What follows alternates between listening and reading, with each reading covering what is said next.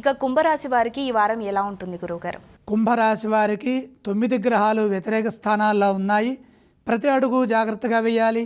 లక్ష్య భావనతో పనిచేస్తే విజయం దానంతటదే సిద్ధిస్తుంది. ఈ పనికి ఏం కావాలి?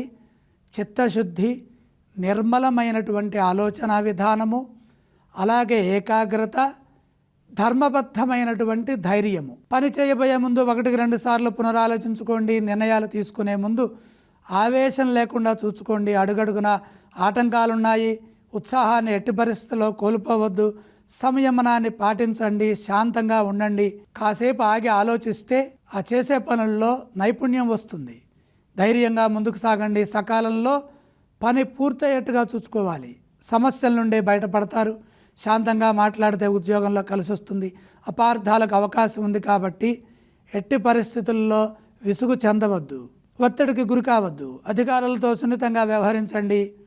అసహనాన్ని వారి ముందు ప్రదర్శించవద్దు. సుహృద్భావ వాతావరణాన్ని పొందాలి. మీ ధర్మాన్ని మీరు జాగ్రత్తగా నిర్వర్తిస్తే ఎటువంటి ఇబ్బంది ఏర్పడదు. ఆత్మవిశ్వాసంతో ముందుకు సాగాలి.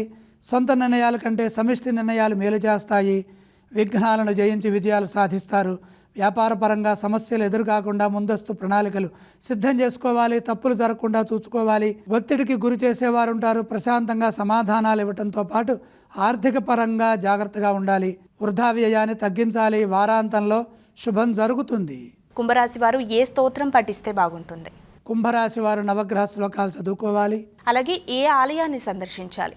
ఈశ్వరుణ్ణి దర్శించాలి. ఇక ఏవేం దానం చేస్తే బాగుంటుంది? నవధాన్యం అగ్నికి అర్పించాలి.